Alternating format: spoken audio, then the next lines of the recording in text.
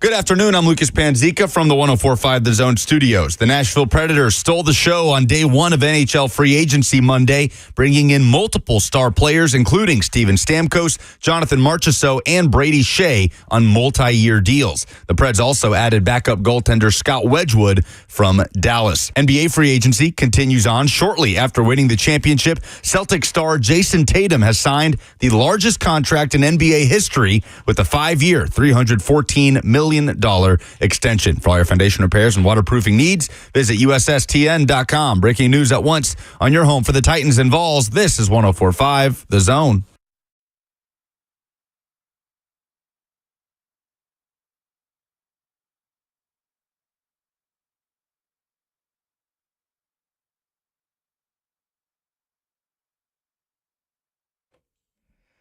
Good afternoon and welcome in. He is Blaine Bishop, the Hitman. I am Joe Hunk, brought to you by All Four Seasons Garage Doors. And what you sometimes can and can't see is what's going on in the studio if you hop in on Zone TV by going to YouTube, Facebook, X, or Twitch. You can kind of get an insight of like what's going on throughout the studio. I've got to give some massive love before we get going to Mike Butner, our engineer here. I thought you were saying Buck. Buck for what? Well, Buck, I give it to Buck because he said, hey, I want you to know about this right here happening. Just be aware of it. It does not work or something. You know? And I know that we were out at the Nashville Super Speedway last Friday, but Butner just came in and had a NASCAR pit stop to fix something in the studio. Ooh. And he was in and out in between Buck's show finishing and our show beginning. That quickly was able to fix it. And it sounds absolutely He definitely amazing. changed that tire real fast. He changed all 4 tires. All 4 tires, and he added some gas, and he made sure the windshield was a little bit clean so we can go around turn. So he did such a great job. We're trying to now get him to fix the TV because some snafu happened over the weekend, and we can't watch see the breaking news there in the Sports Center. Nope, we got to depend on the Xverse. Right. So we're paying attention to everything going on social media wise, which was where we saw this news about Bronny James as we were getting going. Because we were sitting and talking, thinking, all right, so you know what are we going to hit with right here at the very beginning? And then we see a tweet about how the Lakers... Was it the Lakers that signed Bronny James to a contract, or was it the U.S. soccer team? I was trying to figure out which one. Both need help. Neither have been successful over the last little while. Oh, man. And they need it, which is crazy because last night the whole world was talking about Team USA losing. I fell asleep and then I just woke up into this storm, and then I'm like, and then the Bronny. I'm like, I wonder if Bronny should take up soccer. It could be successful. Remember, when in the U.S., I don't know, it's a little different skill set. In the U.S., soccer's probably our 3rd or 4th sport that we focus on throughout the country. Oh, it's becoming more and more with younger kids, becoming more popular. But throughout other countries, it's always their best athletes are playing soccer. So, actually, to be honest, me for my son, had him in soccer and swimming were the first 2 sports I put him in and let him go there when he was a youth. We're talking about like 6, 7, and because those kind of can give you tea leaves on, the athleticism compared to the other kids, hand-eye coordination, foot coordination, those things. So, my son he was good at soccer. My son played 1 season of soccer. That was it. No, he played 4 seasons. Yeah, he got invited to be on the U.S. team. My son didn't get invited to be on his own team. Because he was fast. I don't know about all the other skill set, but I was like, hey, you could pass it to your teammates because, he said, but I'm out in front. Nobody's by me. I said, well, pass it to you before you get going. Yeah. That's where we were. No, see, we never got to the, hey, you're fast and in front of people stage. Oh, yeah. We got into the stage of, hey, one person kicks the football, it goes out of bounds, and it's a constant stop and start, and the kids lose their... Gotta love it. They stop paying attention before halftime. Is that what's going on with the U.S. team? Yes, they stop paying attention by halftime. Man, somebody's going to be in trouble. Somebody going to get fired from the U.S. team? The talk was, okay, they just brought in a brand new head coach, and should he already be fired? Right? Be fired because it's not just that USA isn't playing well, because you do have the Olympics coming up and things of that nature, but you also have the World Cup happening in your country. So your country is going to be featured throughout all embarrassing absolutely. on your lane. Think about with the Copa America. Again, not a soccer guy. Not going to act like I'm Lucas. Not going to act like I'm Will. None of that. But look at where these matches were being held. The game last night for Team USA was being held in Kansas City. So they are, the game a couple of nights ago was being held in Las Vegas at where the Super Bowl was this year. So the games are being held in America, and then Team USA is doing what they do. So you don't want to not just show up. You definitely don't want to get embarrassed on home soil. And I think that's where a lot of this kind of spans when it comes to Team USA and how good and or bad the team is. So that being said, flipping it around, the Lakers, according to multiple reports, are about to give Bronny James a guaranteed contract. Which is not customary for a second-round pick, correct? Or am I wrong on that? No, it's not. Most of the time I thought that's why you went second round. You're not guaranteed contract. Exactly. Now, second round, you can get various contracts. Right. You can, you got the guaranteed, you have a two-way deal, and there's different ways of the NBA can do the types of contracts specifically with the second-round guys. Now, first-round guys, there's a different limitation of here is what we call the rookie allotment money. Mm-hmm. You can either do 80% of or 120% of what but we those say are guaranteed contracts, right? Because you go first round. Absolutely. Mm-hmm. Second round was not the case. So second round, a lot of times you'll see these guys get two-way deals where they get the opportunity to play for the NBA team, but there's also an option for them to get sent down to the G League which is the minor league system of the NBA.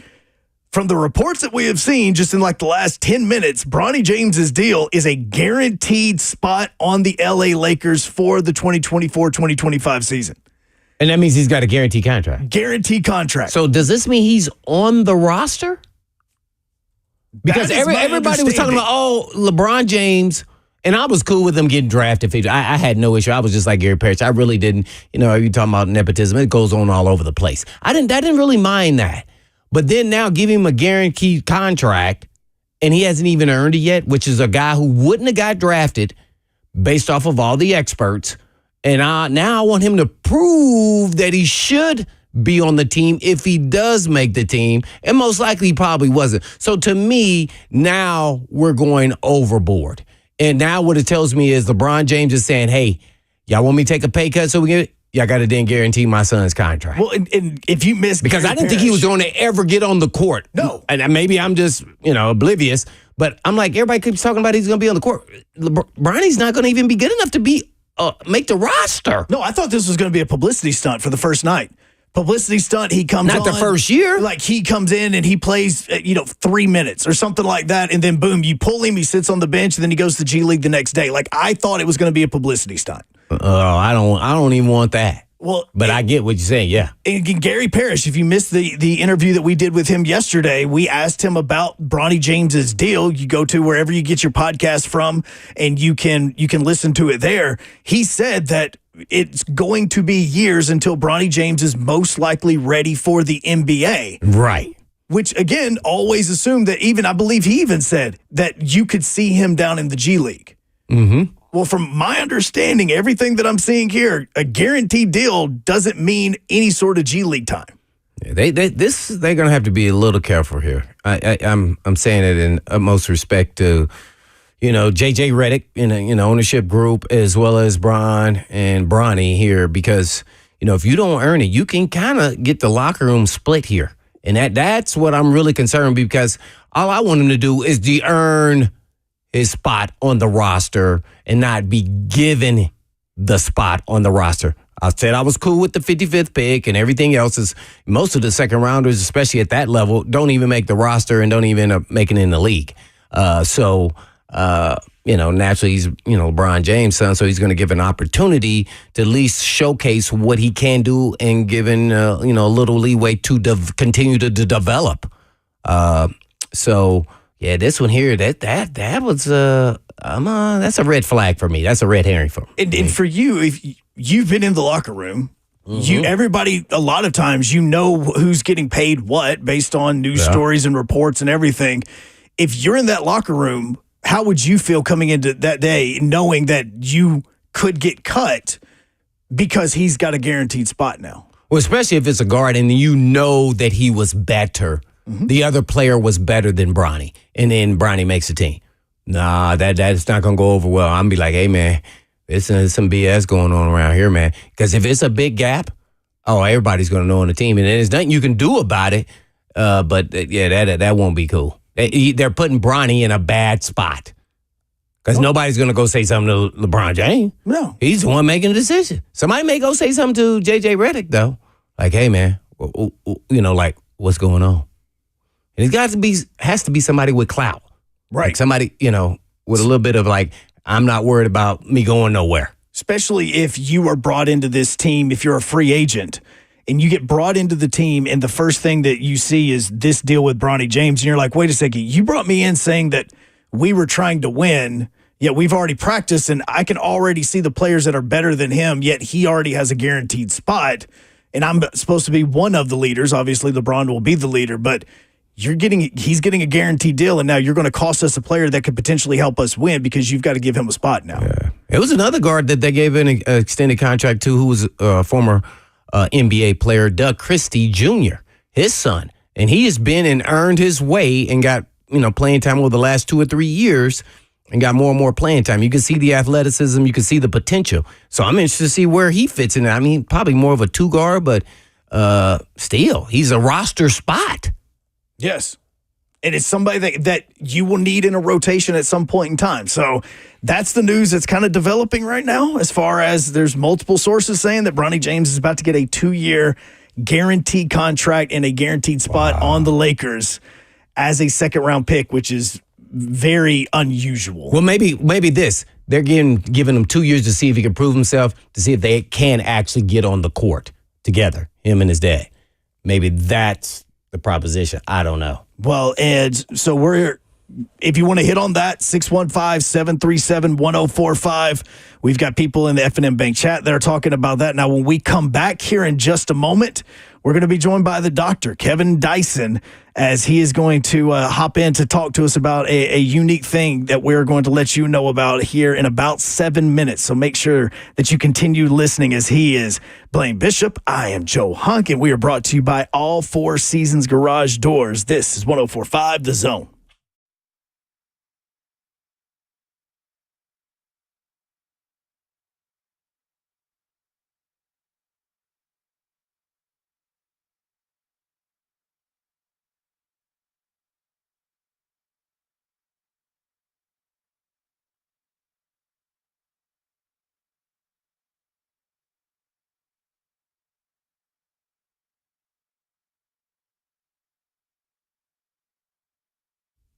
Hey, this is Blaine Bishop, and I want you to know, have you ever heard about peptides? Peptides are shaking up the fitness world, and they are naturally occurring aminos in our bodies. And as we age, they start to decline. And at some point, they made to be supplemented. This is why our workouts can stop being productive at the gym. Or maybe you feel like you hit a wall, or perhaps feel tired all the time. You may be struggling to stay awake even in the evenings. So if you had the thought that this is just a normal part of aging, it doesn't have to be that way.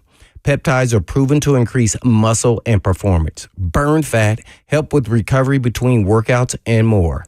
And peptides can even help with motivation and mental clarity. These are safe, naturally occurring aminos, not pharmaceuticals, a natural, holistic way to get your body back to peak performance. Plus, Edge Peptide Therapy has the most comprehensive blood panel around.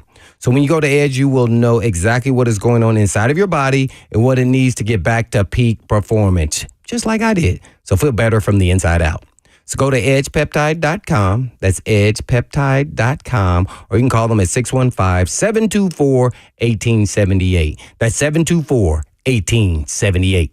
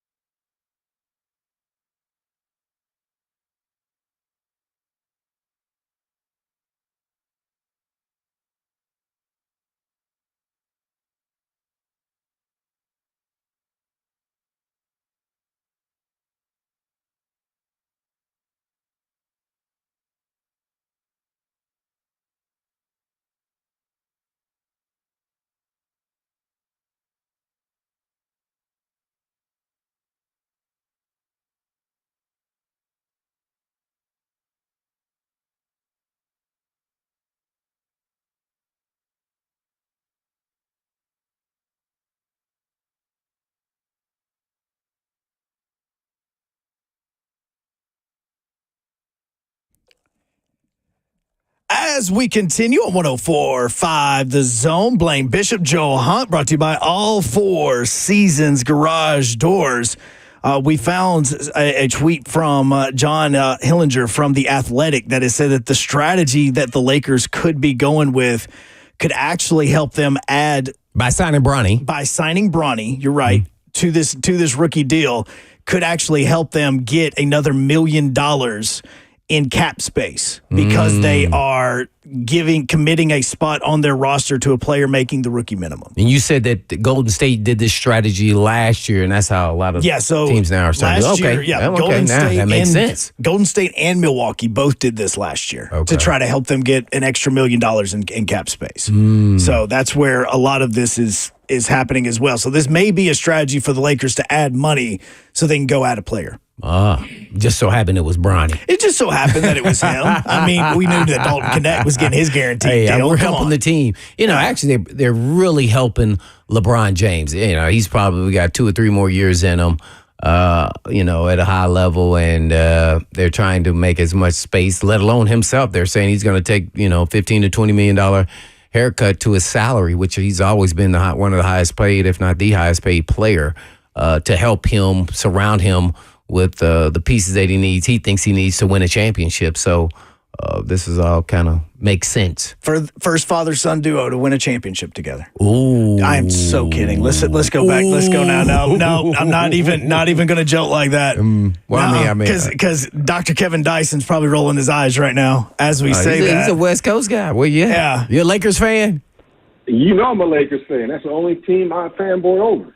Oh, man. So wait, does that mean like you're excited about this Bronny deal? It remains to be seen. Come on. You said, me, I'm not so sure. I'm excited because when will we ever see this again? We know what LeBron has meant to this game. We've seen other superstars like Jordan had his sons. They didn't pan out. They didn't make it to this level. We've had other mega stars like this, but none of them have had the fortune of playing alongside their son. So just that alone is intriguing, man. And being a long lifetime Laker fan, I'm excited about it. I'm curious to see how they navigate this just from a media's perspective. But, man, we'll never see the likes of this ever again. Well, you're right about that. We may not ever see that again. But, man, you could say that you're part of somewhat of a connection, kind of understand, being that maybe not, the superstar, but you and your brother played in the, NFL, and that's very rare, too. We see it a little more on occasion now, but at that time, it was really kind of like one of the few who had ever done that, man. What was that like, playing with your brother in the same locker room? I mean, especially when it all happened from draft till when you guys were on the roster together and both starting. Man, it was special, but I say this, man. I think we both downplayed it during that time more so than we actually should have. I don't think we both understood the magnitude and the rarity of it all and how to take advantage and leverage that to be something bigger beyond just playing together.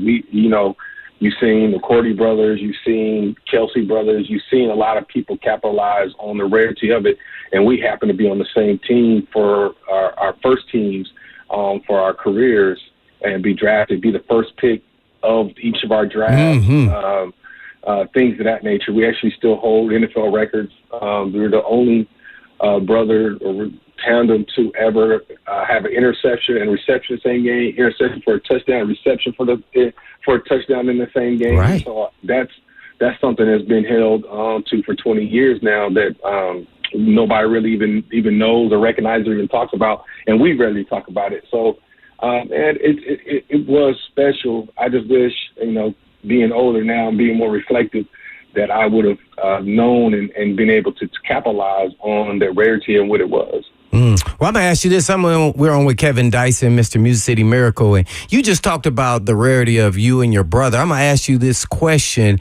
and you can tie that into this question as well as what's been probably the most memorable moment in your life, and that is you and your brother playing on the same NFL team, having some records, being an athletic director, coach. Biggest accomplishment is the question. Music City Miracle, or being a doctor? Oh, dang. That's tough. I think I'm gonna go getting my doctorate. Here's why. Don't get me wrong. I think uniquely, Music Miracle being drafted first round, my brother being on the same team, those are all unique in themselves. But absolutely, I consider myself an athlete first. And I short-sighted myself as a kid growing up. I never considered myself an academic. I never considered myself a smart kid. I've always known how to work hard. I knew to get the grades I needed to be able to play sports, but I didn't necessarily always apply myself in the right way. I just applied myself enough to suffice my mother, who, you had to have a B average. Now, I did decent in high school, 3.3 GPA. I had a 2.5 GPA in college. But again, a lot of that stuff was just getting through. I mean, I did what was necessary, I should say, to be eligible to play, and not necessarily know and be willing to challenge myself in a fashion that wasn't physical, which was sport. So when I retired, man, and had to learn a new craft and reinvent myself, going back to school and doing stuff that was all me. There was no team. There was no somebody working you out, making you run. There was no whistle blowing. It's all on me, and there's if you fail, it's all on you.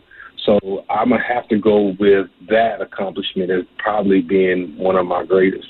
Man, one more thing, man. That just, it kind of touched me there. Just listen to your story. It made me think of this question, and that is, if you were giving advice to kids coming out of high school or college, what would you say to them that you wish someone would have said to you?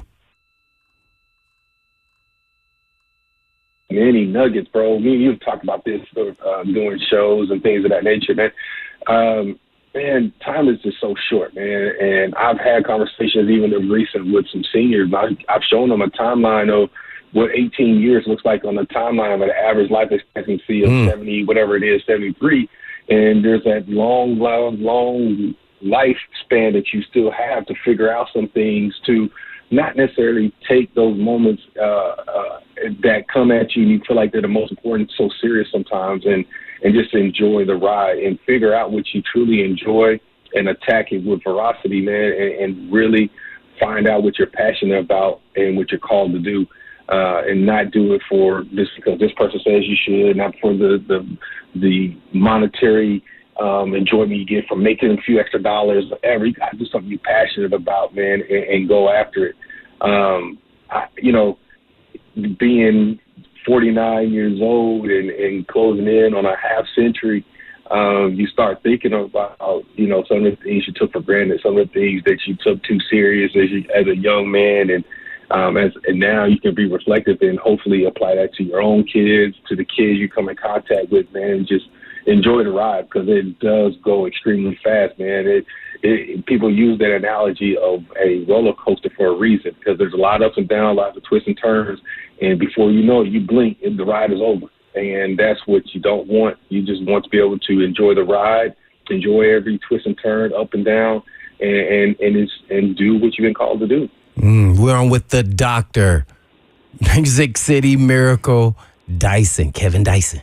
Well, Katie, you mentioned just a second ago about, life's short and you don't have much time and your career can be short, and, that don't let things pass you by. I know that we're coming up on Independence Day, which, a lot of people are getting excited about, but I know for a lot of, especially former Tennessee Titans, you guys are now unfortunately coming up on an anniversary of 15 years since Steve McNair passed away. And when you think about him, what do you think about most when you sit back and think about Steve? I think one of the biggest things that may be misrepresented with Steve was his ability as a football player. I think it's documented his ferociousness, his approach to the game. But the other part of it that I don't think it gets stated enough is his calmness. And I'd say that because when I think about playing with that man, and it didn't matter the circumstances. If he needed to go rush for 60 yards and run over a linebacker to get a first down, that's what he's going to do. If he needed to throw 40 times in a game And to will his team to win, that's what he's going to do. If you drop the ball and you came back to the huddle, he's coming right back at you. And he never wavered. He always stayed even keel. He never gave the hint that he was frustrated or doubted his ability. And this is a man that was had some peaks and valleys of his own, some injuries, and he just every day came to battle, man. He epitomized what that team was about, man. Blaine himself, another guy who just played through injuries. Eddie, Mark Robb, some of these veterans, man. So for myself, being one of the younger guys at that time, watching them, man, they set a standard, and it all started with like Steve McNair, man. Whether he practiced or not, you knew he was going to come out and compete on Sunday or Monday or whatever day of the week we were playing, and he was going to get his best foot forward. And if he had a bad moment, a bad drive, or even a bad game, you knew there was going to be a bounce back some sort of way. And that's the thing I think doesn't get stated enough about the impact he had on our team and on this city. Well, with Steve, he had been in the league for about 3 years once you got drafted to the Oilers/Titans. Do you remember that first time that you sat down with him as the wide receiver or that conversation? Yeah, I do. And it's funny because, at that time we were University of Utah we just moved from the WAC to the Mountain West, so we're in that Power 5 conversation like they are now. And so, we weren't on TV nearly as much as they are now. We had a few. I was on national TV a few times as a player, but I had, quote unquote, grown up. I guess I was in college and things watching Mac play. And when he came from a smaller school, in essence, that I was coming from at University of Utah, and to see how he navigated all that fanfare and notoriety and being in the Heisman hunt and all those type of things. So I just wanted to just feel him out, like to see if he was who he was. And what was cool about it, man, he was just a humble country cat from Mississippi, man, who just wanted to play football. Yeah, all the other stuff that came with it, all the doubters, all the naysayers and all the positive detractors, man, everybody that was just there, it didn't faze him. He just wanted to play ball and win, and that was ultimately his ultimate dream, was to win football games however he needed to do it by any means necessary. Like I said before, if it was I had to run over this linebacker to get this first down, well, that's just what I'm going to have to do. Where I'm going to have to throw 40 times a game, that's just what I have to do. And I think, man, even from my first conversation, you get that sense of that's who he was, man. He didn't care what school I came from. All he wanted to know is, could you help him win? And what are you going to do to get to that? And that was, at the end of it, that was kind of the way that locker room was. Did you ever see like a pass whenever receiving, like when you're going out on a route and then you go back and watch it on film and see like the pressure he was under, the things that he had to do just to get you the ball, and you just think, how on earth did that man get me the football? Yeah, there's a play in Cleveland where you watched on tape, and I swear he was down. I don't know how he creeped out of there. It was a dog pile. It was probably 8. I may be exaggerating, but in my mind, it was like 8, 9 bodies surrounding him, all climbing in the pass rush. And all of a sudden, he creeps out and goes for 20-something yards. You're like, how did he get out of that? And he just amazing. He was just so strong and so competitive. And then you go back to the Super Bowl, too, when he had this documented almost 600 pounds of grown men just hanging on him. Kevin Carter, and he busts out of that tackle and throws me a dart for a first down to extend that drive on the Super Bowl run, the play before the last play. So, man, he just was the ultimate competitor. We're on with the doctor, Kevin Dyson, former wide receiver for the Tennessee Titans, and now the principal of Centennial High School. What a heck of an achievement there, and across different platforms there of a career. But I wanted to ask you this, and I've never asked you this, and it comes to mind, this play in my mind, your greatest catch that you've ever made as a professional. And I remember this one that you called one-handed versus the Jaguars. I think it was in the AFC Championship game, but I could be wrong. That one-handed grab. What play do you think of when you think of your greatest catch that even shocked you in the moment, especially after going watching the film, you know? Oh, man, that's tough. Shoot. That one was a good one. That one sticks out. There's one. people might not see it as pretty acrobatic or whatnot. There was a Monday Night Football game against Baltimore going towards the north end zone. I ran a skinny post. Mac threw me the ball, and I had to go up and get it. And Chris McAllister took my leg from under me right as I was catching it. And I landed on the back of my shoulder pads and head for a touchdown on Monday Night Football. Most, that doesn't seem like a lot, but, you're going up in the air, the lights are on, somebody takes your feet from under you, and you got to do nothing but hold on to that ball. You about to land from being in the air, 8 feet in the air. You about to land just on the back of your head. You got to hold on to it. I tend to think about that one a little bit because that could easily gone the other way, lose the air out of my lungs, or landed on my back, all the different things. That one kind of sticks out. And then there was maybe one of my last catches as a tight end, also against Baltimore, down in Baltimore. Also on a skinny post, and a guy grabbed me by my collar, which pretty much made me overextend, and I tore my hamstring. But it was a pretty big catch at the time. They extended the drive, and again, had to go up at the highest point and get it, steal it from a DB. So those are two pretty significant ones that come to mind, besides some of the one you mentioned. Yeah. See, those two that you mentioned, usually when someone asks you that question, it's never a play that somebody can recall off the top of their head being a fan. But yours were touchdowns, and that was important. The difficulty of those catches and knowing you're going to get, you're going to get hit or fall on your neck or head. Those are the ones that, a lot of people, they don't catch it. They're like, nah, I don't want none of that. So those are pretty cool. Exactly. I want to ask you one more question, more administrative type, since you're now a principal, and just talk a little bit about the landscape of high school sports and how it's kind of evolved and changed, and where do you think it may be going?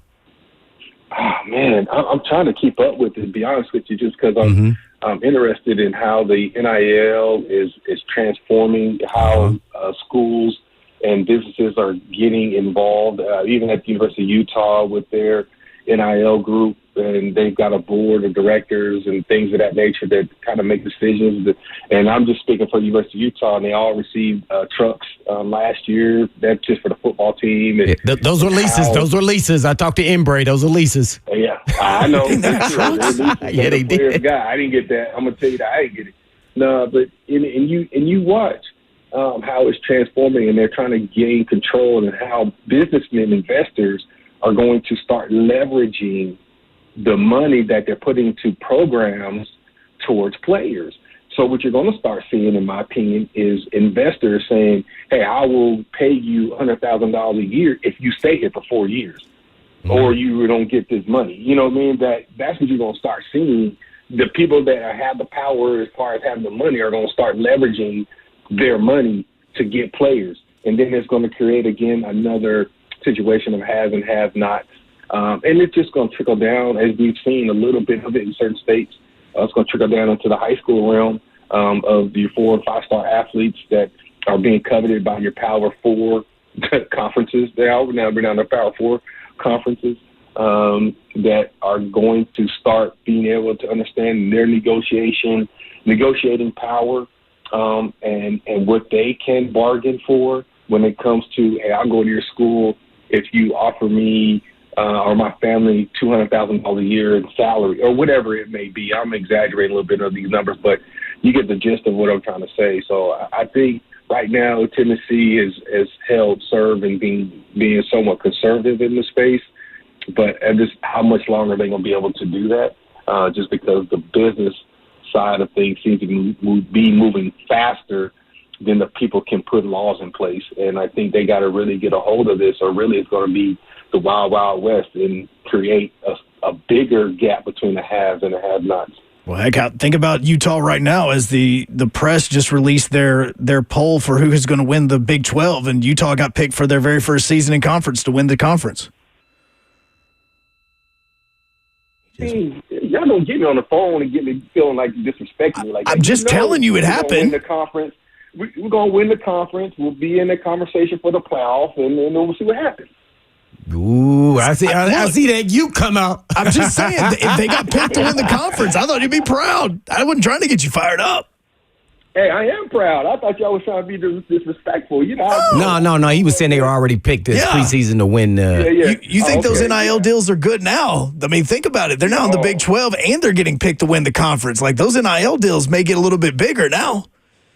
Oh, yeah. And it's going to be funny because one thing I can say about Cam Rising, who's returning from injury, he's a guy who, I said this in Utah radio, he reminds me of Jake DeHome I played with in Carolina. He wasn't the most skilled, maybe not even the most talented player on that team. Talking about Jake DeHome. Chris Winkie is one of the most talented quarterbacks I've been around, and he was not quite the winner that Jake DeHome was, and that's exactly what it is with Cam Rising. He's just a winner. Mm-hmm. He's a kid, man. He's not the most talented, but he finds ways to win football games. And for anybody that's ever coached any sport, I don't care how talented the guy. If you got a guy on your team or your roster that you're coaching and he's always going to will your team to win, or he's so competitive that he makes people around him better and make them will them to win, that's a guy you want on your field court or ever. That's the kid you want, and that's what Cam Rising has been to Utah for the 5-6 years he's been there. So I'm excited to see him healthy and back. We won a lot of football games last year playing musical quarterbacks, and with him back at the helm, hopefully he's healthy, getting a tight end back that was actually the starter before my man over in Buffalo was the starter. So it's interesting dynamic. Offensively, they should be pretty good. They've been pretty good on defense for the past decade. So I'm excited. Exciting times. We play a physical brand of football that hasn't been stereotypically accustomed to Big 12 ball. So we'll see how that translates, and hopefully we can put up the points like they do in the Big 12 and be competitive and win the thing at the end of playoffs at the end of the year. Well, Katie, we appreciate it, man. Thank you so much for coming on, talking about Steve, and got into that little bit of the Utes at the very end, man. Absolutely, man. Y'all know anytime I can, I'm there. All right, appreciate it. Have a good one, man. That is the doctor, Kevin Dyson. We come back now with this Preds news. What are you most excited for? Preds, Titans, Vols? That's next on 104.5 The Zone.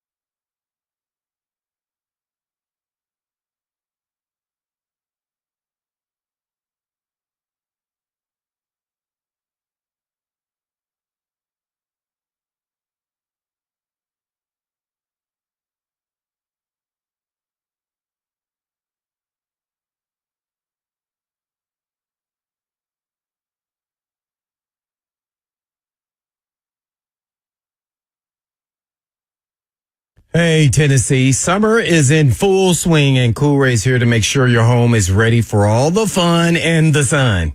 We've got sizzling deals that will keep you comfortable and worry-free all season long.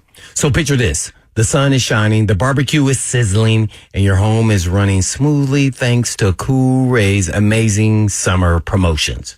So stay powered up for every summer party with $500 off whole home generators. And no more worrying about those unexpected power outages. So keep your summer nights bright and safe with $200 off electrical panels. Perfect for all your electrical needs as you enjoy the long days and warm nights. So protect all your summer gadgets with a $50 off surge protection. And from your AC to your entertainment systems, we've got you covered. So keep your plumbing in tip-top shape for all those summer gatherings with a $93 free drain cleaning offer. And if we can't clear your drain, it's free. So say goodbye to clogged up, drains and hello to worry-free fun. Ensure your family stays hydrated and healthy with free water quality testing. Because nothing beats a refreshing drink of pure water on a hot summer day. So get ready for summer activities with a $500 off tankless water heaters and $250 off of tanked water heaters. Perfect for endless hot water when you need it the most. And don't forget, keep your home cool and comfy with our $49 AC tune-up. So make sure your air conditioner is ready to beat the Tennessee heat.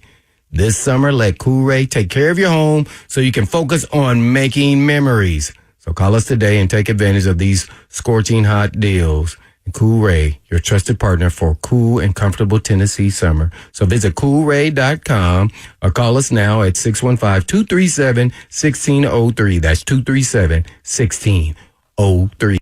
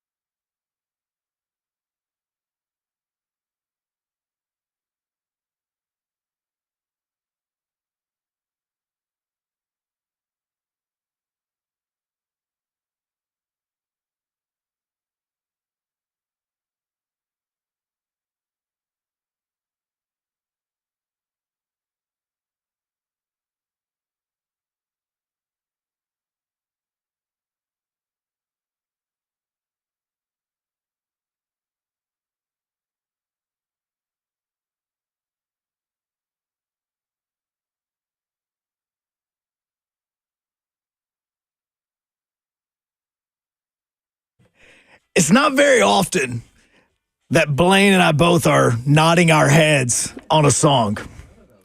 But this is it, and I know it's for two different reasons. Like when you At McConkey there with the Chargers highlight, he was one of the receivers I wanted the Titans to get. Not just kidding. I see it now. Yeah. So for you job, right now, Jackson. real quick, you're when you first started liking this song, do you remember what it was or what? Do you ever remember that? They were doing the Christmas holiday? And that's what a lot of people will say. And that's wrong? No. The nerd in me, the reason why I love this is because it's in Ghostbusters too.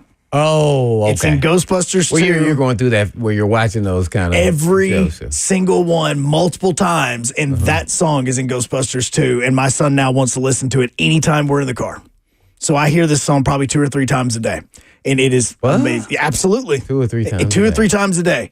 Between this and the Spider-Man soundtrack, we're going between Ghostbusters and Spider-Man every single day. That's what we're doing. And I'm okay with it. Which I'm okay with you also hopping in on the F&M Bank chat. Just if you go to Zone TV, you can go there, YouTube, Facebook, X, and Twitch. But Blaine and myself were sitting here talking about everything that happened with the Preds yesterday because it all kind of went down during the show. And right before the show. Yeah. All of the signings that the team was making, and we sat back and we thought about it. And then as we were sitting and talking earlier today, the Preds dropped their schedule release about how their opening game is going to be October 10th. It's going to be at Bridgestone. They're going to be taking on the Dallas Stars. And now there's a lot of people throughout Middle Tennessee that are excited about the Nashville Preds because of all the moves that they made yesterday. Oh, no doubt about it. I think they start with the Dallas Stars. Do they also end with the Stars? They do. They start and end. But It's I know bookending that it. first month, though, they played 9 out of the first 12 at home. In that first month there. So that's pretty unique in itself. But, the Preds, man, they should be pumped up, man. I know I'm trying to figure out what I'm more pumped up about. The Predators or the Titans? Man, I don't know. The Preds, they might have scooped them on this, man. The Predators, they made some hellacious, bold moves that they're going all in. I think the Titans may be a year away from that, because they still need a couple more pieces. But, man, we all know injuries here or there. We don't know what may happen on any professional level. So, yeah, man, you got to be psyched up about NHL and the Predators. Well, and we threw this out as a poll question at 104.5 The Zone. Go to X. You can vote on it there. I still thought that because of the way that in the market that we're in, that the Titans and Vols would take almost a massive lead over the Preds when it came to the fandom and who's excited about the seasons. Like the question is because they have bigger fan bases.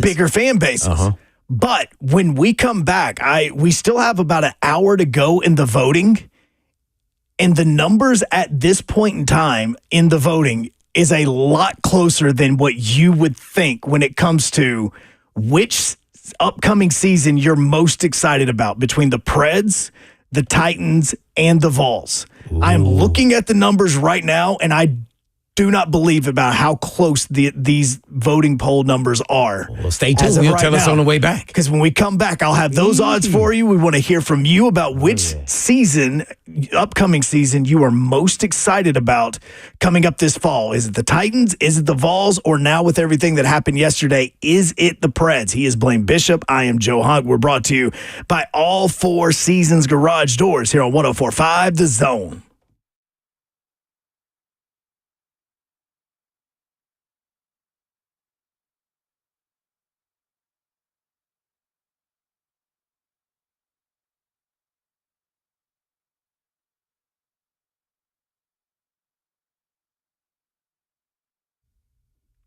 Have you noticed how unreliable things have become these days? Like when someone tells you it'll be ready at 4 p.m. and it's not. People are really tired of that stuff. If you've had the unreliable vehicle repair shops, come on over to Eurofix. And Eurofix turns unreliable into reliable. And Eurofix has your vehicle ready when it's really ready, so you don't have to stand around and wait all freaking day. And Eurofix repairs all European cars with quality that beats the dealer and without the dealer pricing. That's because dealer repair shops are designed to pay virtually all of the dealership's overhead. And that's a lot of money. And why would you want to pay for that? Well, a Eurofix Reliable also means a 3-year nationwide warranty plus a free loaner car with every repair appointment. And make sure you call ahead, as loaner cars are very, very popular. So if you're tired of the unreliable repair shops, come on over to Reliable, and that would be Eurofix. Family owned for 24 years. And all you have to do is just give them a call at 844-EUROFIX. That's right, 844-EUROFIX, or you can just visit them online at myEurofix.com. That's myEurofix.com. But always tell them Blaine said you.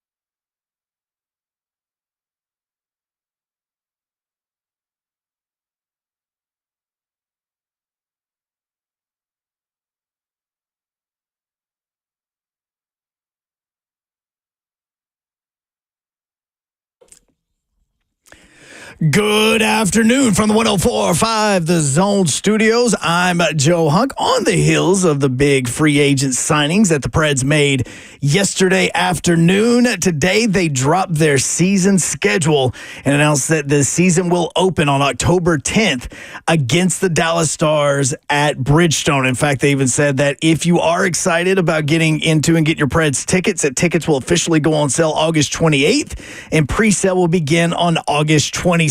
And if you're just fiending for some sort of football, any sort of NFL or college football or whatever it is, Hard Knocks debuts tonight as the New York Giants is going to be the focus of this new version of Hard Knocks, which will explore everything that happened during the team's offseason as they head into training camp. That show is going to drop at 8 p.m. on HBO. For all your foundation repair and waterproofing needs, you need to visit USSTN.com.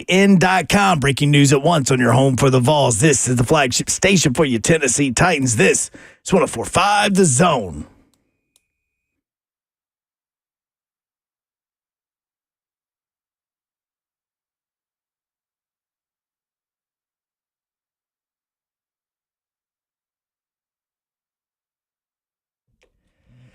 Second hour of the show on this Tuesday afternoon as everybody is getting ready and or may already be on vacation for the Independence Day holiday.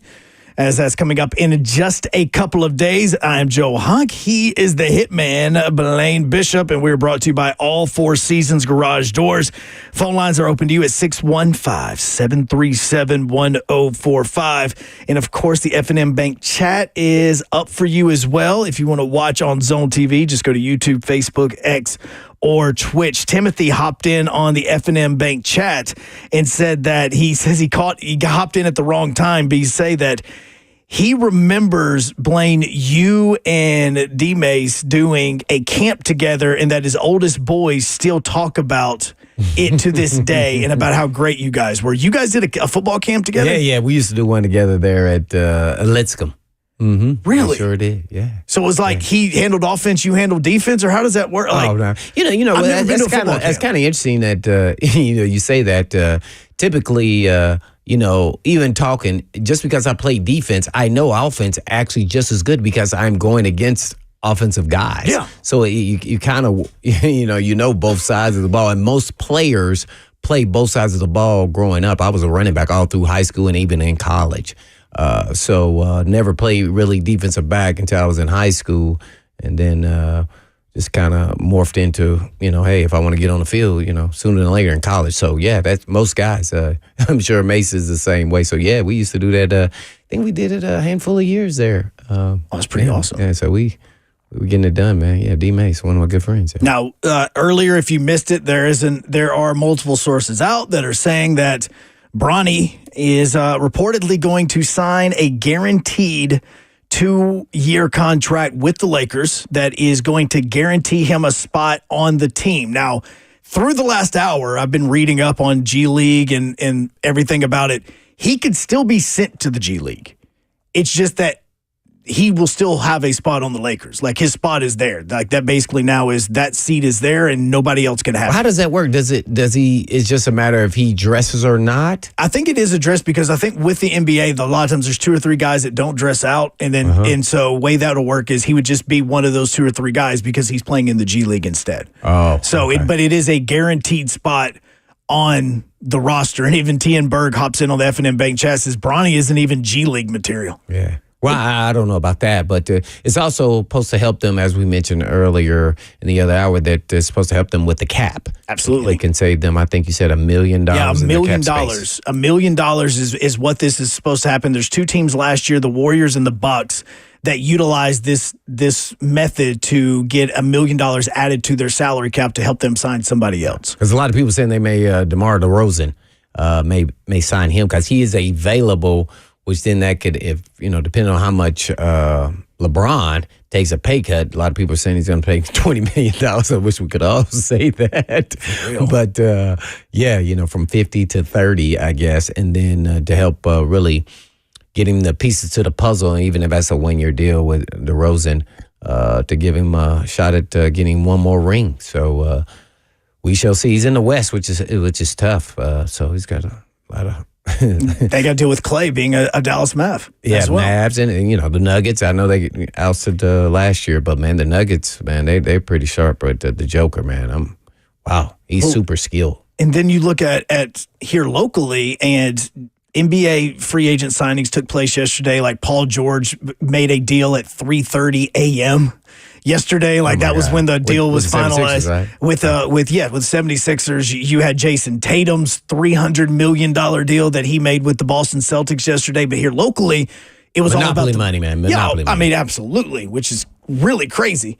But all we were talking about was the Preds and the fact that they signed, the players that they did, and you have a lot of Nashvillians, a lot of people in Middle Tennessee that are getting excited for the Preds now. So before the break, we asked you the question about, after all this Preds news, whose upcoming season are you looking forward to the most? We put it out as a poll question at 104.5 The Zone.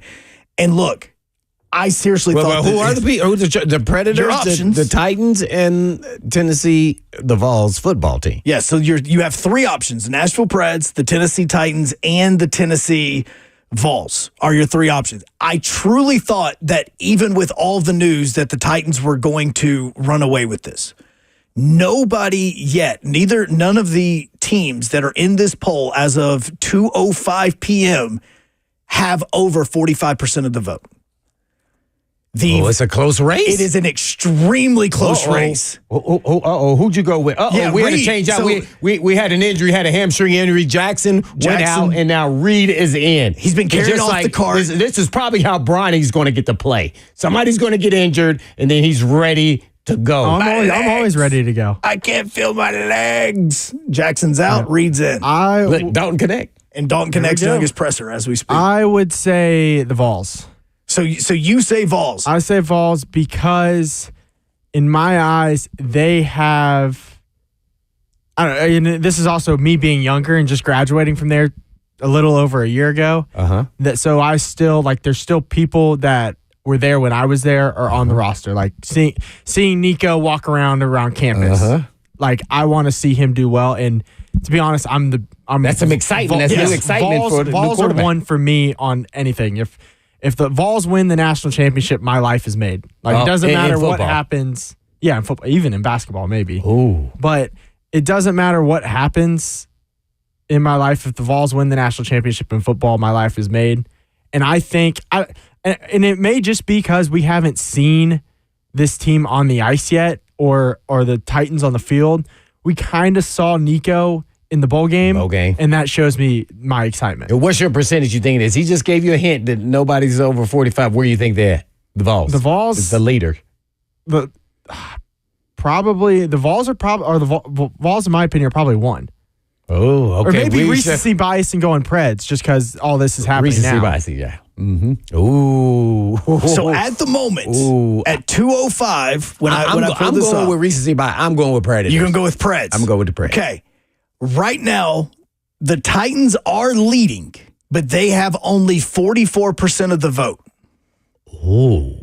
The Vols are only ahead of the Preds by 5% of the vote. At what? 31%, and the Preds have 26% of the vote. This is way closer than what I was expecting. That's very close. That there are that many people now that are just as excited about Preds hockey coming up in October as they are about the Vols getting on the football field this September. That does surprise me.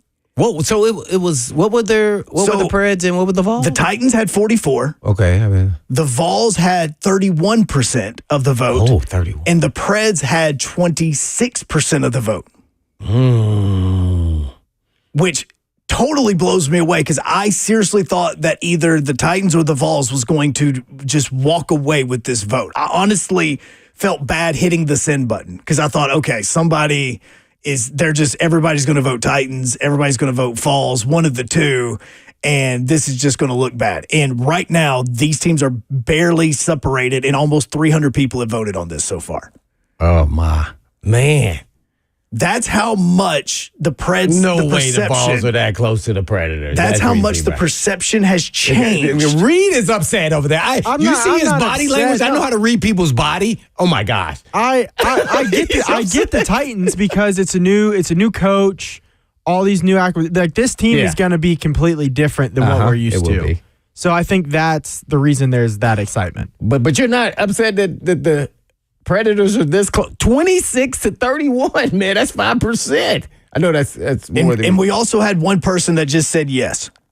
That they're just excited about all of these going on. Because look, That was think me. about it. That was You me. did that? That was you? No, that was It was your that burner was account? not you. You just said you're all Vols. I am all everything. Vols, but I'm not equally excited, but I'm excited about all three. Yeah. Well, you have to be, right? I mean, no, you look, every single one of these now, you have to think about, in true reality, the Vols have an opportunity to play With the the college football quarterback, playoff yeah. because of Nico and because of Brew McCoy coming back. They've got transfer in from Tulane. Like, they've got Well, the good quarterback skill is players. determining their success at this point in time. Yeah. You have everything now with the Titans. Yeah, as- on offense. How many times did this team shoot themselves in the foot last year?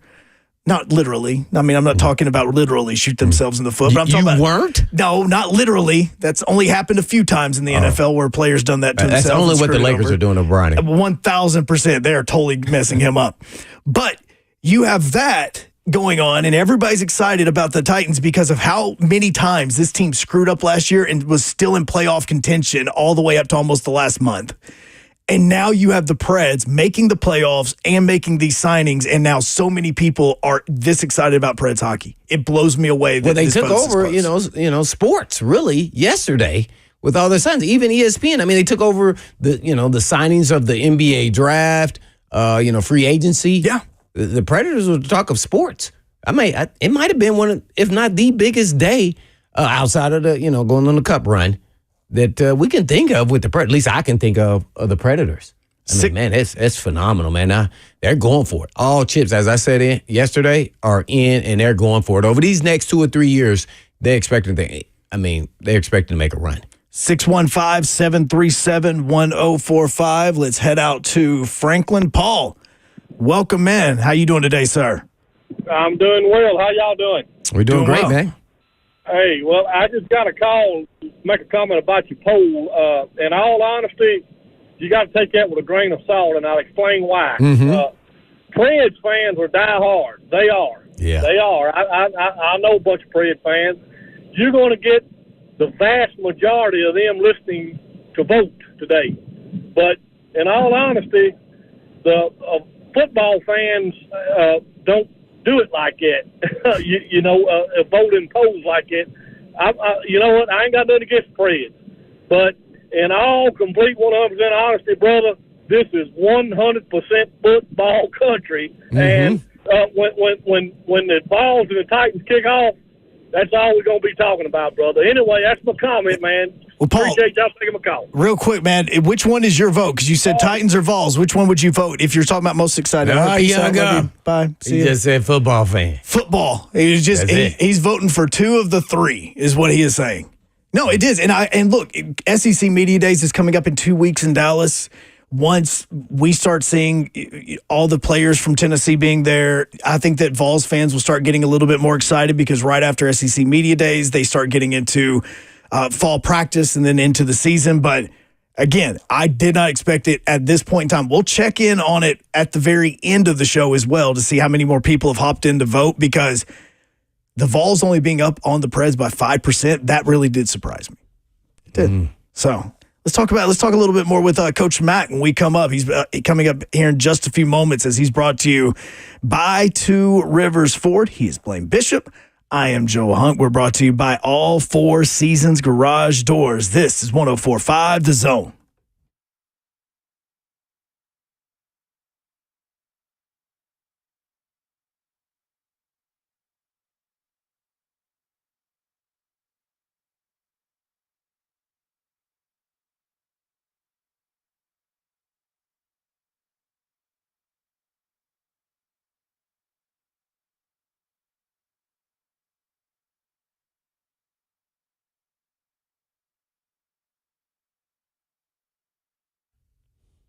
Hey, this is Blaine Bishop, and I'm excited to tell you about Tennessee Orthopedic Alliance, or as you may know them as TOA.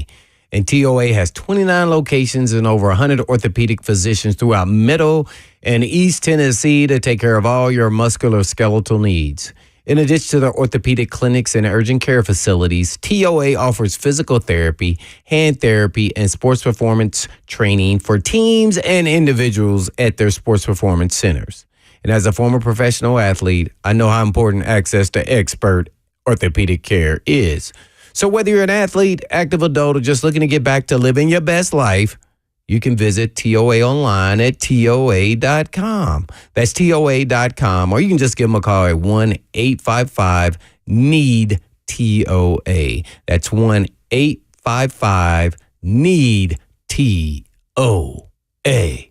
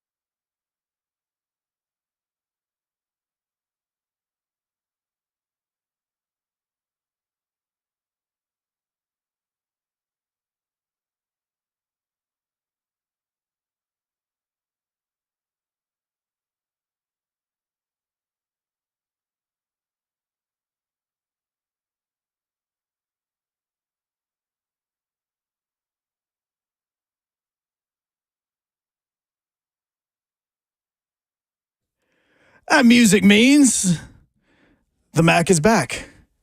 Coach Dave McGinnis joins us on 104.5. The Zone, brought to you by Two Rivers Ford. And Coach, as you hop in, the first question is it's almost like a game of where in the world is Carmen Sandiego? Where in the world is Coach Mac? Yeah, well, I've crossed over the border to New Mexico. I'm still on a little Mac Over America tour. I will be back after the 4th of July, then got to leave for about 4 days to do a couple of other events and then be back for training camp. And it's just, I just hope our guys are back from Cabo safe. So wait, you're in New Mexico right now? Like I've always wondered about the state of New Mexico. I've never been there. Well, my sister's got a place out in Ruidoso up in the mountains that, Ruidoso just went through a lot of fires. Now they've had floods. So we've got a few issues going on out there.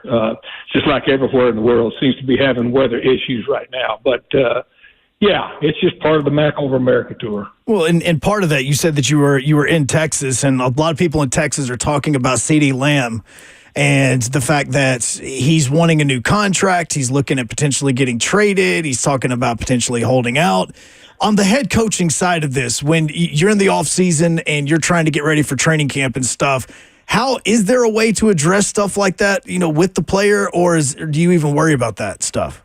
No, I mean, that's what the representation is for. I mean, a lot of the things that once it gets out into the press, I mean, not just CeeDee Lamb's situation, but most of these situations, in my opinion, once they get out in the press, it's pretty much posturing, negotiation posturing, everything that goes on that has any consequence at all really goes on between the representation and whoever is handling it for the club, and most of that stuff is done behind closed doors. As I said, anything that's out and made in the public is a little bit of posturing. That's why you very seldom hear any of the clubs saying anything. Most of that is coming from the representation side of the player at this time. I mean, it's all part of the process. I mean, there's nothing ever really, in my experience, which is quite a bit in this league with that kind of thing. It's never anything malicious. It's just part of the process. Well, and Coach Mack joins us now, 104.5, The Zone, brought to you by Two Rivers Ford. And there's some player-on-player crime going on right now with Dallas Cowboys, with like a Micah Parsons situation where he's on his podcast, he's talking about things that some players believe that he shouldn't be talking about. When you get players in your locker room and you're thinking about getting them out and, in front of cameras and talking about doing press conferences and things like that, do you talk to them, or what do you say to those players going into it about what you can and can't say? Because obviously you don't want to give away too much of what comes up on Sunday. Well, you can't tell them what they can or can't say. I mean, that's different in the off season than it is during the season. Clearly, during the season, the one thing that you're very careful about and tell them to be careful about is just anything injury related, because you've got rules and regulations, with the league as far as with the injury report on that. Anything else, look, these are grown men. These are grown men, and so you're never going to be. I mean, that's not the approach to say what you can or cannot talk about, especially during the off season. And hopefully you've gotten the right type of culture within your locker room and within your organization that guys are professional enough to understand the limits of what they can or cannot say. But you don't put any limits on what guys, I mean, as I said, these are grown men. These are grown men, professionals, and the thing that really makes a difference, clearly, I mean, that's why this 5-week period, there are a lot of things that crop up, but the only thing that really matters is what happens once they get back and once they start, performing, not only during training camp, but then once the season starts. The rest of this stuff is really just, stuff for open fire media fodder right now. So none of that, as a coach, you don't sit and try to police what your guys are saying, especially in the off season. Well, with Coach Mack giving us the Mack attack. Coach, I want to follow that up. You just made me think of something, social media, because I didn't grow up really in that era. Podcast. Right. Like, how much are they educating players that to be, even though they're off season, even in season, you want to practice what you are doing in the in season. No different as a player, and you're preparing yourself athletically. You should be preparing yourself also media savvy. How much is going into the coaching up, you think, of podcasts into players and social media? Do you think is going on with maybe players individually on their own, as well as kind of organizations, coaches giving a forewarning, or maybe the head coach giving a general conversation in team meetings about what you say and how it's reflected on the actual team? Well, yeah, you absolutely do that. I mean, you absolutely do that. But that's different than censoring what they're going to say. Right. You absolutely do. And plus, that's what all of this period is. When the rookies first start coming in, there's a rookie orientation period. They have meetings every day after practice. Like Chickajai, that is involved in, that heads up that program with the Titans, will have topic position specific meetings every day. And covering things. All the way from how to handle the media. The consequences of plus and minus with the media, and also finances, everything that goes into just the indoctrination of being a professional football player. Every club has a department that is in charge of that. And then, of course, your coaches are always at some point. That's where you can't manufacture the experience, and players that are just coming into the league realize that now they are on the largest platform that they have ever been on, as far as things that they say that can be misconstrued, or the worst thing that can happen, and the worst thing that can say is, "Oh, I was misquoted." Well, you're only misquoted if you're giving quotes. You just learn to keep your powder dry on what you talk about. No doubt about it. We're with Coach Matt giving us a Mac attack.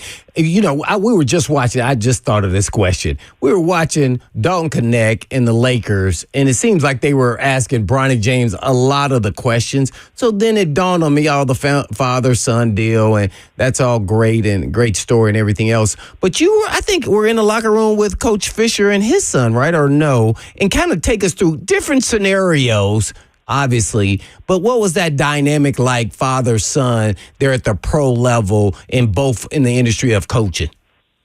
Well, and coaching, I mean, it's different than no doubt, being with a player. I mean, if your son. This is a unique situation. Of course, with LeBron and his son. I mean, a generational. That's crazy, isn't it? I mean, that's completely different. Yeah. And so, and to me, with Jeff Fisher, with Brandon Fisher, I mean, it was all handled, very, very professionally. And the thing that really, I mean, there's been a lot of instances of this. I mean, Bill Belichick had his son. Greg Williams had his son, just with the ones that I've been, associated with. And so to me, a lot of that, first of all, it depends on, the head coach and the way that he treats it. I know it being with Jeff Fisher, I mean, he was very, very professional with it. And, of course, Brandon was an excellent football coach. So a lot of the pressure in those types of situations is actually on the son to prove that, to show that he's there not only because he is the head coach's son, but because he can coach. Because in his work ethic and those types of things, because that's what has to help. And if you have a guy in there that is your son, which is just there just because his father is the head coach, well, people find that out pretty quick.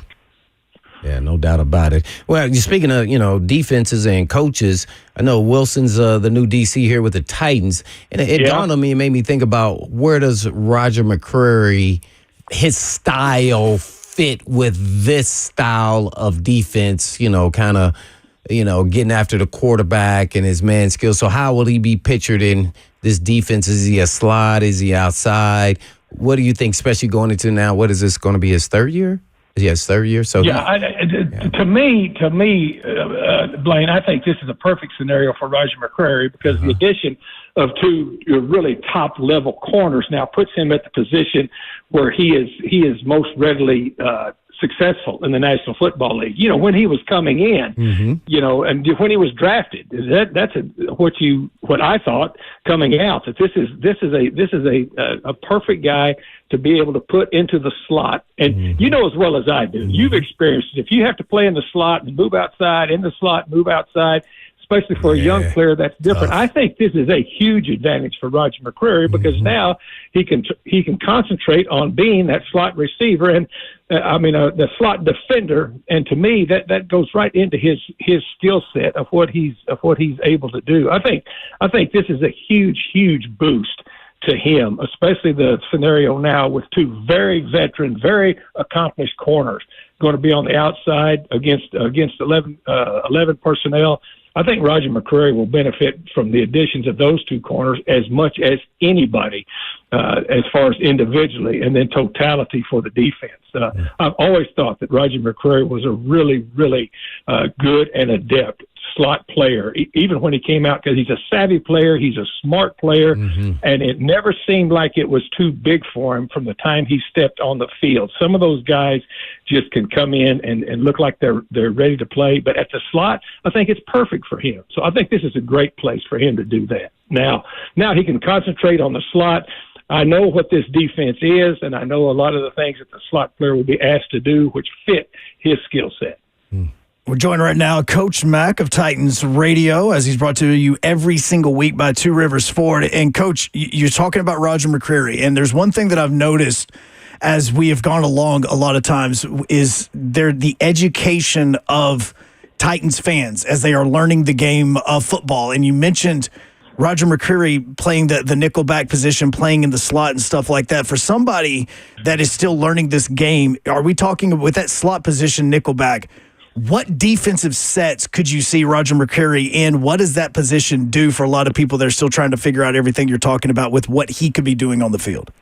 Well, 11 personnel, which is three wides, one tight, one back, has become, it's over 70% of what you see now from first down through third down in the National Football League. And so with that, being a matchup game for the defenses, you have to be able to play your altered defense. I mean, the days that you can get by playing 80% of the time, and this was happening back 30 years ago, that you could play 80% of your time with your base defensive people on the field, which was, if you're in a 4-3, which is three linebackers, four defensive backs. If you're in a 3-4, you still have the four DBs and the two linebackers with your outside guys being either rushers or guys being able to drop, especially to the space to the flat.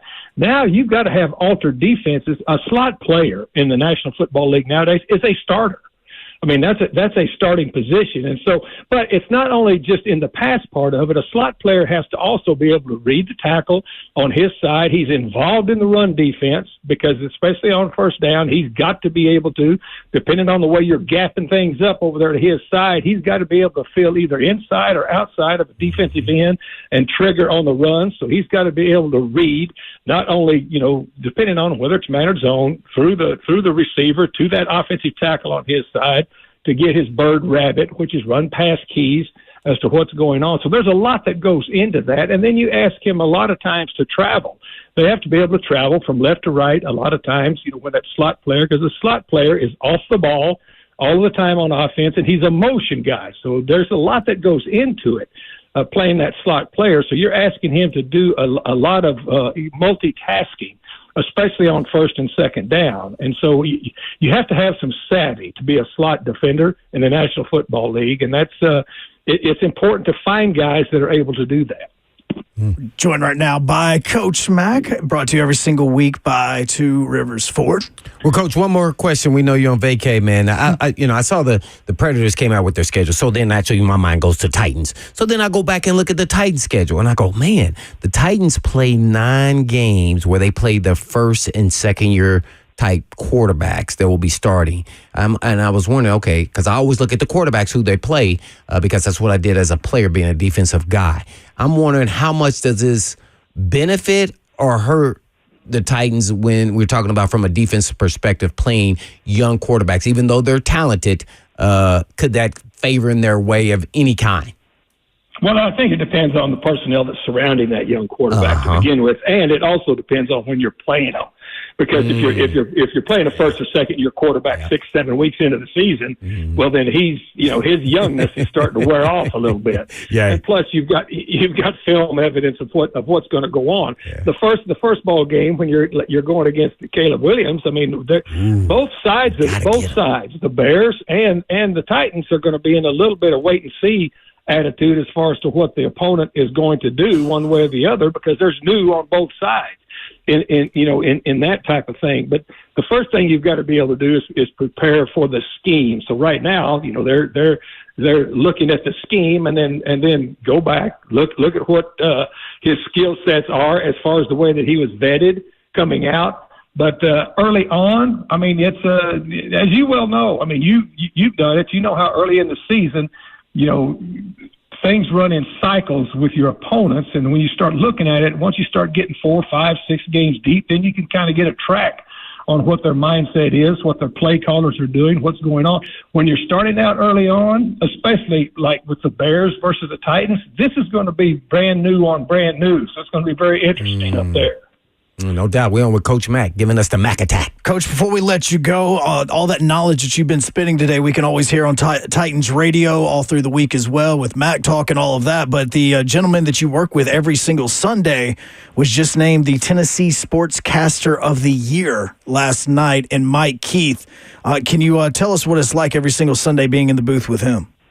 He's the absolute best. I mean, he's a pro's pro, and that's the one thing that, I mean, not only attracted me to be able to, to step out of the coaching booth and come into the broadcast booth was the fact to be able to work with Mike Keith. And then now having been with him, for all, this time, the guy's the best. He is the absolute best. And I will say this, just like, when you're on a coaching staff, you look to your head coach and then to the way that the attention to detail, the way you prepare, there is none better than Mike Keith. None better. And and that's not only from a guy that works and stands right next to him during ball games, but that's somebody that's works with him very closely during the week, his preparation. And then, of course, I mean, the national, the local, regional, and national recognition that he gets for what he is and what he does. Look, the guy's iconic. He really is. And it amazes me standing in the booth next to him. I'm just thankful that he tolerates me. Well, I mean, obviously, I find it as just it's extremely fun listening to you guys every Sunday and seeing whenever you do crack him up, because I can tell you that you have helped him have a lot more fun in that booth since you've joined the staff. He's a pro's pro, and as I say, he is, and what I like is we go to the combine and just to see the recognition and really because you're there with all the guys that do his job around the league, and they really, really pay homage to Mike Keith because they know what he is. And it's just, look, we're very fortunate here with the Titans, with Titans radio, with Titans fan base, and that's what's kept me doing it with him, because I've had several chances now to go do other things since I've been here, and I'm with the best, and so I'm going to stay with the best. He is the absolute he's an icon in this business. He really is. Well, Coach, we appreciate you every single week, sir. Thank you so much, and we'll enjoy your Independence holiday, sir. All right, guys, you too. Thanks. Thank See you, ya. Coach. That was Coach Mack, brought to you by Two Rivers Ford, as he is every single Tuesday afternoon when he joins us on 104.5 The Zone. We'll get an update on that poll question, because I'm kind of curious now to see what everybody's voted since we started talking about it about 40 minutes ago over on our X feed at 104.5 The Zone. He is Blaine Bishop. I am Joe Hunk. We are brought to you by All Four Seasons Garage Doors here on 104.5 The Zone.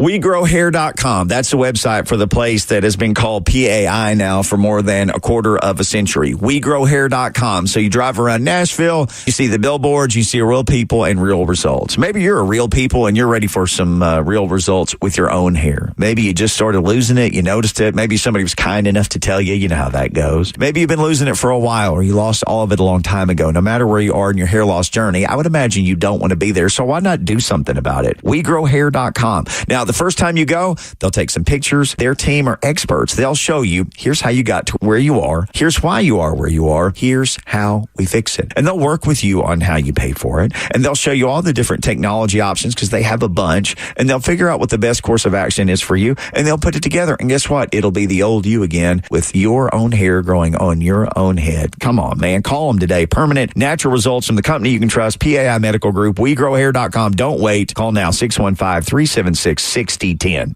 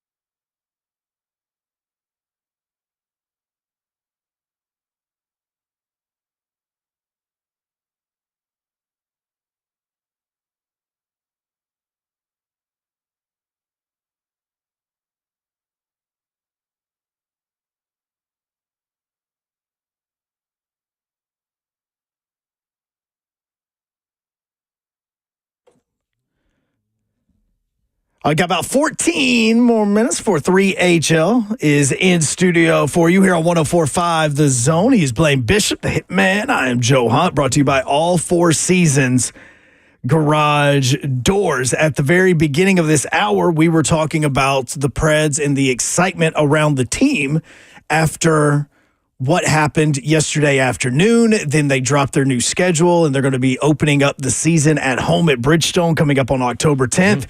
And so there's now a lot of excitement for the hockey season because of everything happening. So we put out a poll question that said that asked you, after all of the Preds news from yesterday, whose upcoming season are you looking forward to the most? We gave you three options: the Vols football season, the Titans, and the Preds. And since we talked about this over 35 minutes ago, we have had over 100 more people hop in and vote on this. And now the polls are even closer. Still, there is nobody over 50% of the vote, which totally shocked me when we got into this discussion. The Titans have actually dropped. They did have 44% of the vote.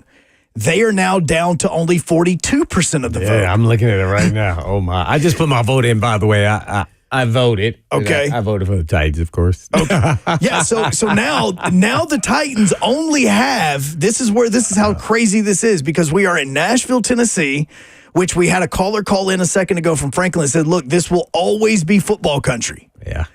But right now, these teams are barely separated by not very many votes at all, because the Titans have 42% of the vote, the Vols have 35% of the vote, and now the Preds have 23% of the vote. So the Preds have dropped a little bit, but now the Vols fans have hopped in and have started voting on this, and they're only 7% behind the Titans. I did not expect it to be that close. I genuinely did.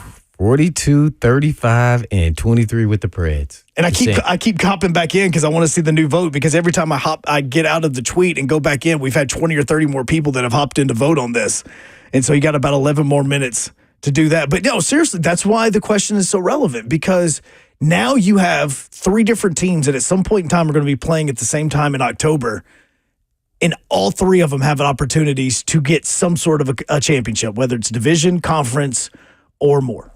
Man, this is funny. I mean, especially, I guess, because of the recency bias, maybe the Predators are getting more votes than probably as expected. But they did make some great moves now. Let's don't get it wrong. But, man, I just thought football, this is king. I would thought it would be a bigger gap in this voting. And maybe this is not a reflection of all of Tennessee, naturally, because everybody's not on X and people are doing different stuff, whether it's traveling or working. But for the people who are on X, and that's the Twitterverse of everybody, but even we should have Elon Musk vote as well. Yeah, Elon, you need to hop on. Timothy hops on the F&M Bank chat, and he says that he's going to go with Titans. He goes, but I also do love the Preds and the Vols.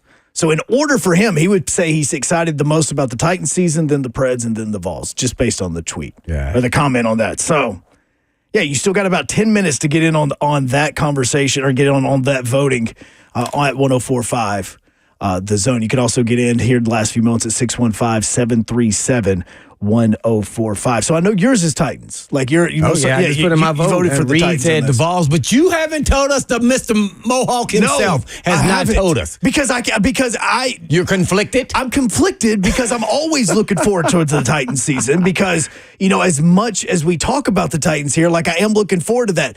But part of the reason why I started getting into the NFL the way that I have does go back to the fact of the college football video game being gone. Because I started playing so much Madden when the college football game went away. NFL. And so now the college football game is coming back, and it's going to be the 16th, by the way. We have 14 days. Oh, so you countdown. I definitely have a countdown, because it drops, I think at the very end of our show is when it drops on the 16th. Not saying I'm paying attention, but so that's where my fandom for college football really fell in love, because I was always excited about that. But now with the Preds, and my son is starting to get interested in hockey. Oh, you should get him involved. So you see what I'm saying? Like I'm now kind of conflicted in this. So I work with Titans Radio, so I'm always going to be excited for that. So I can't make a decision. will tell you, I did vote Titans. I did vote Titans because I know that I'm always going to be living and dying by what happens on that field at Nissan because of what we do.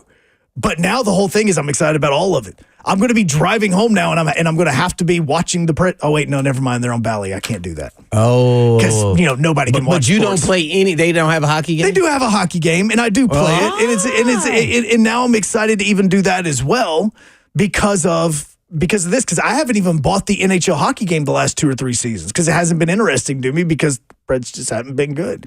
Let's wrap it up with a phone call, 615-737-1045. I'm going to say it says UT Sell, but I think it says UT Sexy. What's going on, man? It is UT Sexy, man. How y'all doing today? Doing well. great, man. Hey, it's hot out here. Let me tell you something. Y'all doing this poll the wrong way. You know all the college fans got to work during the day. Good point. Hey, you're not wrong. You're not Hey, wrong. we got to have the Vols come through right here. Tennessee Vols don't lose nothing when it comes to fans. Oh, no, trust me. I know that every single Vols fan, especially with Nico and the way that this team is going to be looking, yes, like in the new 12-team playoff, like Vols fans should be going ahead and preparing. I saw somebody earlier today that even said that they predict that there's going to be 5 SEC teams that are going to make the 12-team playoff this year. There's no way that the Vols are not one of those 5 if that happens. Amen, brother. Amen. I'm going to tell you something. That defense, when Mr. Pierce gets lit up right here, gets going, look out. We're going to have a defense go with that offense. So, hey, I'm voting for the Vols, baby. Y'all have a great 4th. Hey, thanks for that, All UT right. Sexy. Appreciate You too as Yeah. well. And that's one thing you've talked about is how good this Vols defense is going to be this year because I focus so much on the offense. But yeah, that's what everything that sells. That sells tickets. And that's what sells on the video games, right? Too. Yeah, it does. No, absolutely. I cannot Hey, they wait. got a Heisman candidate on the defense side. Yes, they do. And we'll talk some more about it as well because with all the baseball excitement that's taking place with the Vols, winning the national championship, through this period of the last 10 days, the Vols have picked up a ton of recruits. And not just 3 stars. We're talking 4 stars, guys that could be starting right when they walk on campus in Knoxville coming up next season. But we need to get out of here. 3HL needs to get in. So with that being said, in the meantime, And in between time. peace.